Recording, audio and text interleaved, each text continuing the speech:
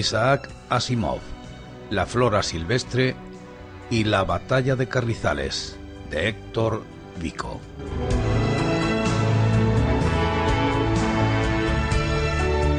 Cuando Luciano Arrieta, ladrón, botánico y filósofo, concluyó la lectura de los cuentos completos de Isaac Asimov, urdió el plan más brillante que pudo haberse concebido en pleno siglo XXIII.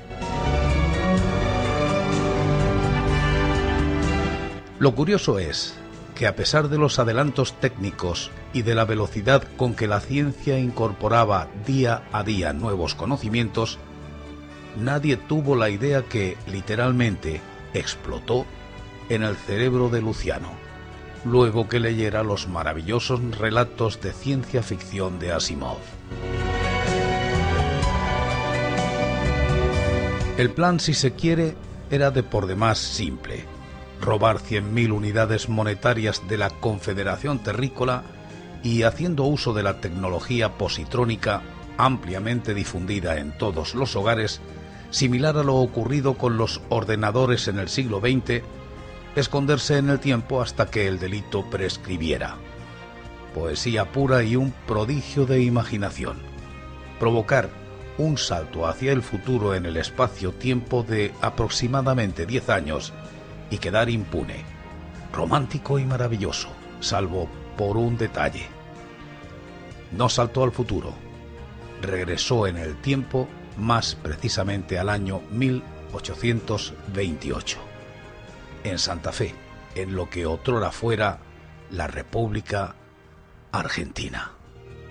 Un accidente cuántico de esta magnitud hubiera descorazonado a cualquiera, pero Luciano, fogueado en 1000 apremios, era experto navegante de dificultades y dueño de un temple a prueba de sorpresas que sabía salir fortalecido de estos imponderables. Fue reconocer la dificultad temporal y asumir que seguramente podría sacar provecho de la situación. Gustaba de repetir la famosa sentencia que reza: estaban en el lugar equivocado, en el momento inoportuno. Naturalmente se convirtieron en héroes, y rompía a reír como un poseso. Por aquel entonces, el general Lavalle, retornado de la guerra con Brasil al frente de sus aguerridos veteranos, comenzaría lo que para muchos fue la causa del entronamiento de Rosas y el inicio de 20 años de sangrientos enfrentamientos. La participación de Lavalle en la batalla de Ituzaingó fue decisiva para la victoria que puso fin a las hostilidades con Brasil. De regreso al país, tal vez como producto de intrigas políticas, cometería un crimen que lo atormentaría toda su vida, y fue el fusilamiento de Dorrego en Navarro. Luego de matar a su camarada del ejército de los Andes, se autoproclamó gobernador de Buenos Aires y, en un intento por controlar a los caudillos federales, marchó contra Santa Fe gobernada por Estanislao López. En esta encrucijada de la historia irrumpe Luciano Arrieta, ladrón de riquezas virtuales y viajero del tiempo. Su ingreso al siglo XIX no fue para nada suave. Su humanidad se estrelló sobre el piso del corral de la caballería de la Compañía de Blandengues de la frontera de Santa Fe, al mando del general López.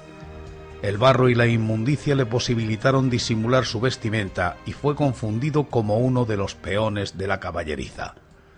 Se acomodó rápidamente a la situación, granjeándose la confianza de la peonada, que no despreciaba la ayuda extra de este desconocido, dada la urgencia de los preparativos del ejército para marchar al encuentro de las fuerzas que enviaba a Buenos Aires. Estuvo 2 días cargando pertrechos, provisiones, agua y todo tipo de enseres. Su angustia fue creciendo junto con el cansancio. Nunca había experimentado una guerra. Supo leer sobre ella y escandalizarse al ver sus horrores, pero jamás pensó en estar involucrado en una. Experimentó un cierto arrepentimiento de haber cometido aquel robo, pero, fiel a su carácter, rápidamente se repuso pensando que en épocas de revueltas bien podía generar algún beneficio. Corrían rumores de inquietud entre las huestes provinciales. Se comentaba que los agresores eran, en número, muy superiores a los federales, y su caballería temible.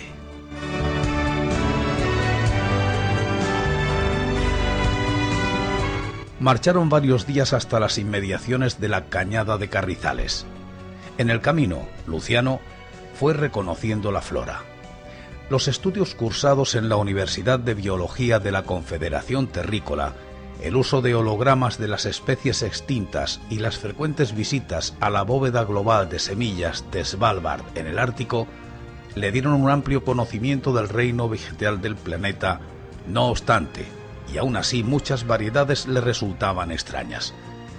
Se respondió que seguramente el calentamiento global del siglo XX y XXI había dado cuenta de ellas. Otras, en cambio, le fueron familiares.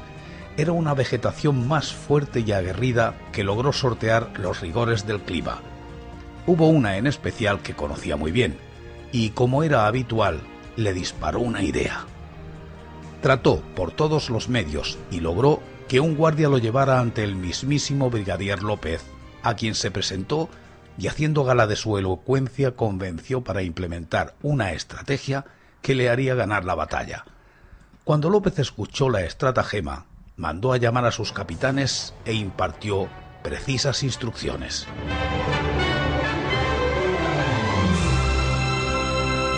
La intervención de Luciano fue providencial. El brigadier estaba preocupado, pues la fuerza de Lavalle era la veterana caballería de la campaña al Brasil y derrotarla era decisivo para alzarse con la victoria. Mientras tanto, hasta que los hechos se consumaran, Luciano Arrieta pasó a formar parte del cuartel general, un poco en premio a sus servicios e inteligencia y otro como garantía de que no era una treta urdida por los unitarios. En virtud de los dichos de Arrieta, el ejército federal demoró en presentar batallas sin dejar de hostigar al enemigo. López, experto en la guerra de guerrillas, golpeando y desapareciendo, amenazando y huyendo, condujo a su enemigo hacia una zona en donde el miomío, una hierba del lugar, crecía profusamente. Cuando las tropas unitarias llegaron a la Cañada de Carrizales, estaban agotadas por el asedio. Los caballos, famélicos y sudorosos, comieron hasta el hartazgo. El brigadier, conocedor del peligro, alertado por Arrieta, de quien aprendió los secretos naturales de la región, sabía que el romerillo, miomío, ingerido en abundancia por los equinos, era sumamente tóxico. Por tal razón, mandó a ponerle morrales a toda su caballada para evitar riesgos. Al amanecer siguiente, los soldados de Lavalle se encontraron con los cadáveres de su tropilla. El combate fue muy breve. Con la caballería diezmada por el romerillo, las tropas unitarias fueron masacradas pagando un elevado precio al desconocer su país.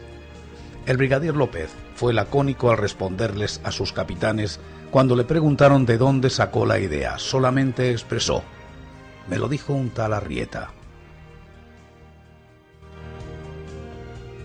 Luciano, mientras tanto, pasó a ser un célebre integrante de las fuerzas del caudillo santafesino, a quien aconsejaba con estrategias aprendidas en más de 2 siglos de historia, aunque las crónicas de la época no lo mencionan.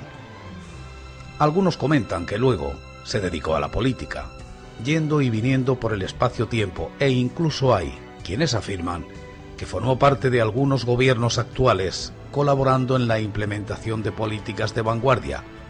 Otros aseveran que se le puede ver en la portada de los principales periódicos nacionales, pero esto último seguramente es puro cuento.